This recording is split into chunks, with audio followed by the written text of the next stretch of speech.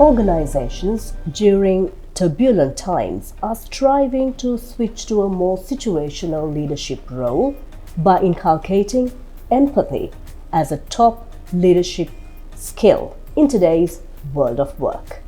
Talkingpoint connects with Nicklin, best-selling author and CEO of Empathy Everywhere. Welcome to the show. Thank you for having me.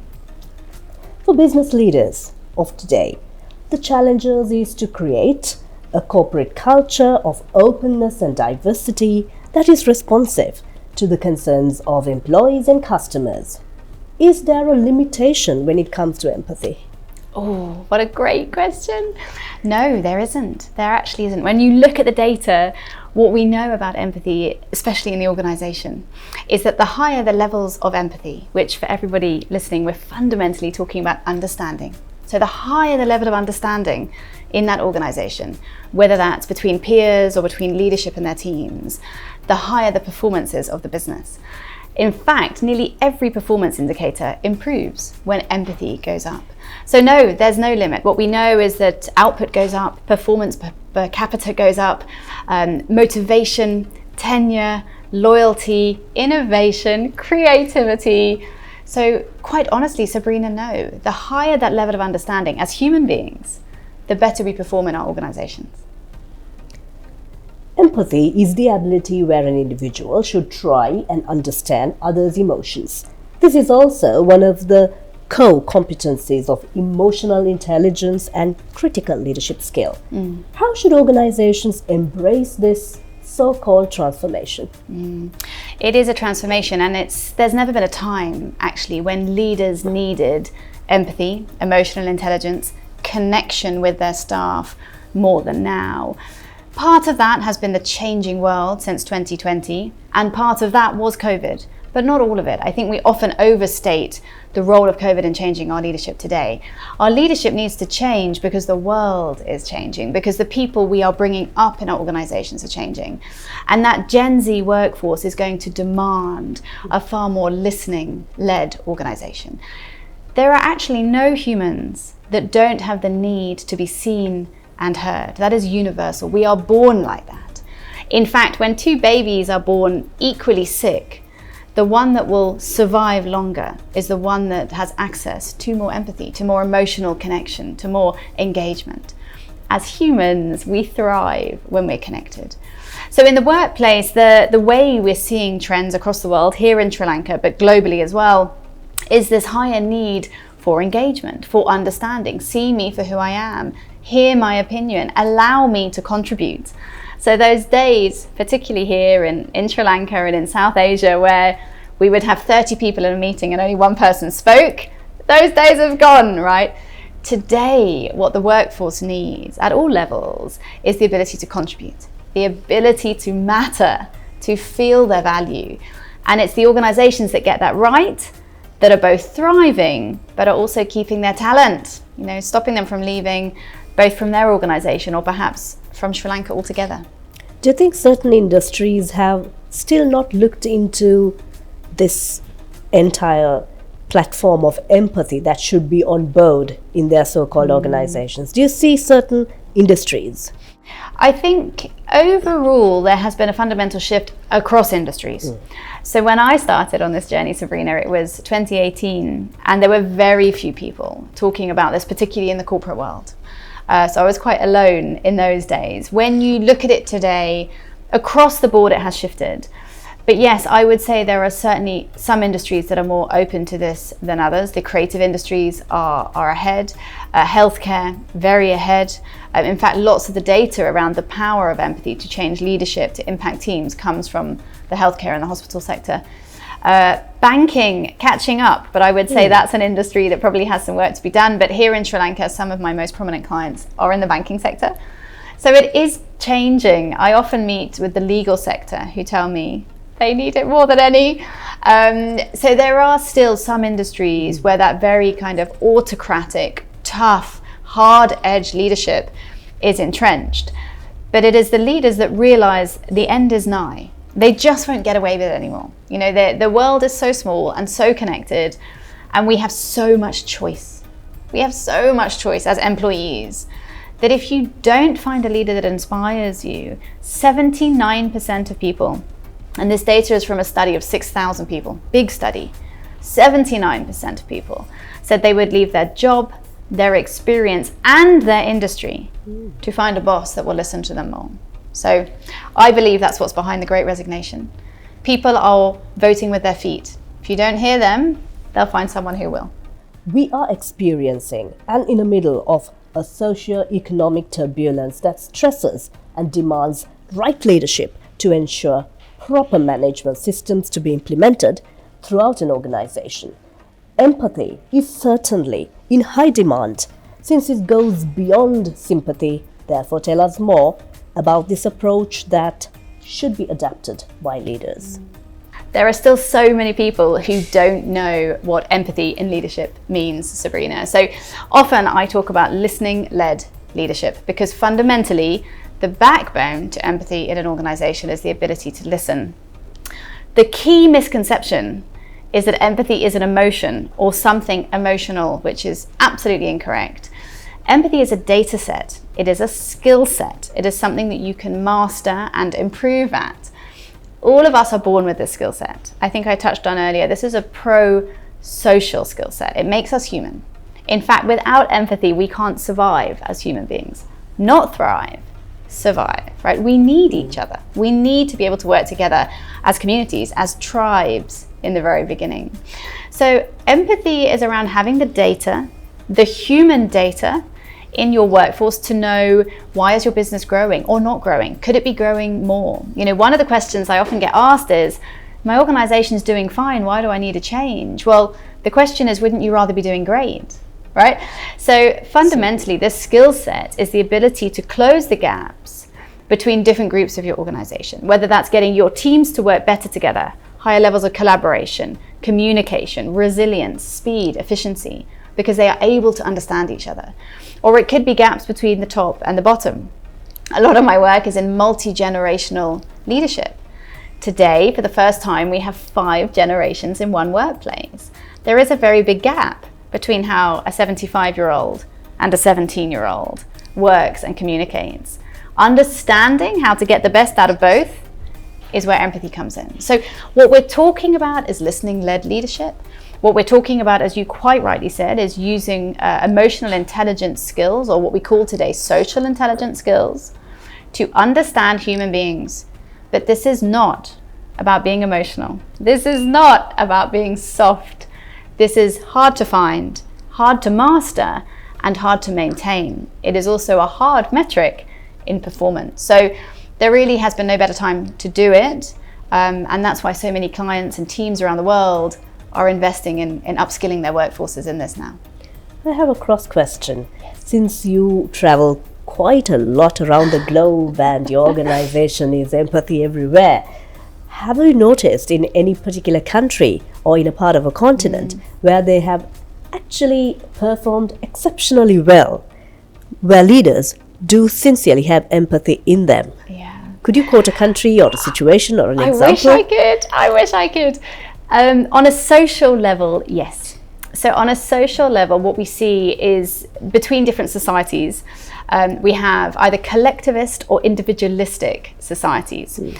In Asia, we find many collectivist societies, in Africa as well, some of the Middle East. The Western markets tend to be, a bit of a judgment, but tend to be more individualistic markets.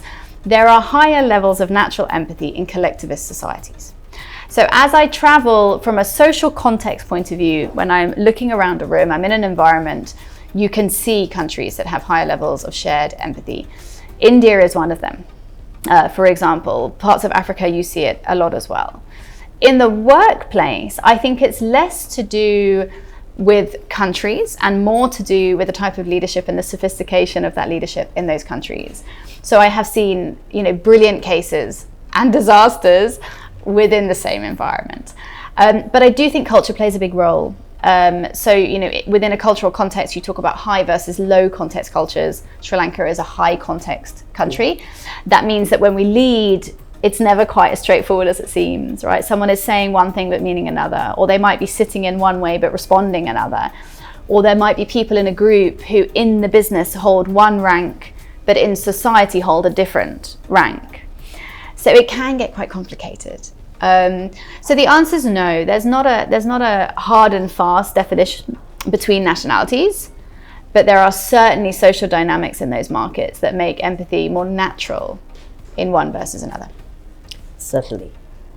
Empathy can be further defined as a force for innovation, flourishing enterprises, and an approach that is intent to stay.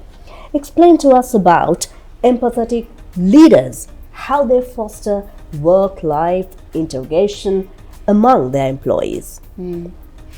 So I'm a great believer, and you used the word integration. I'm so happy you did. I'm a great believer in the integration of work and life and not the balance. I think the balance is gone, right? I think that was, that's an old-fashioned term. Yes, maybe in like the 1980s we could have some balance. The world is so integrated now, not just because of the times that we live in, but the way we integrate with social media, the way we travel, how close the world is. So I think really for leaders today, and I was with a leadership team yesterday in India, in fact, and one of their biggest challenges they were saying to me is, how do we help people create this elusive balance while still protecting performance? Because we want people to be well, we want them to bring their best selves, but of course they have to deliver on the bottom line at the same time. So I think the leaders that are really able to do that have a few values that they get right. One of them is open communication. So really being able to have conversations with your team, that idea of an open door policy where it really is open, right? So they can have those communications and people do not fear to share their opinion. So we talk about high levels of psychological safety, which is a relatively new concept in Sri Lanka and parts of Asia, but is shifting faster in the Western markets like the US and the UK. So open communication ensures that the leader is again able to close those gaps and that their workforce is able to challenge, create, curate, learn in the workplace. Now, when we look at young people today, in the top 5 metrics for why they want to stay in a job, money isn't there. Well, that's wrong. Sometimes it comes in at 3 or 4, but it's not in the top 3. So the top 3 always rotate between a company that shares my values, a company that allows me to learn and grow, and a company that respects who I am. And then there's functional benefits. I need to be paid. I want to make money. Everybody needs money, right? So the open communication allows you to understand what your employees need. What do they want, right? Do they want hybrid working because they are lazy, which is what I hear all the time? Or is there a deeper reason for that, right? And often when leaders come to me and they are finding it challenging to create these environments for their employees, the first thing I ask them, Sabrina, is have you asked them? Have you asked your staff what they want? Have you had a chat? Have you had a chat? And 80% of the time they say, oh, well, no.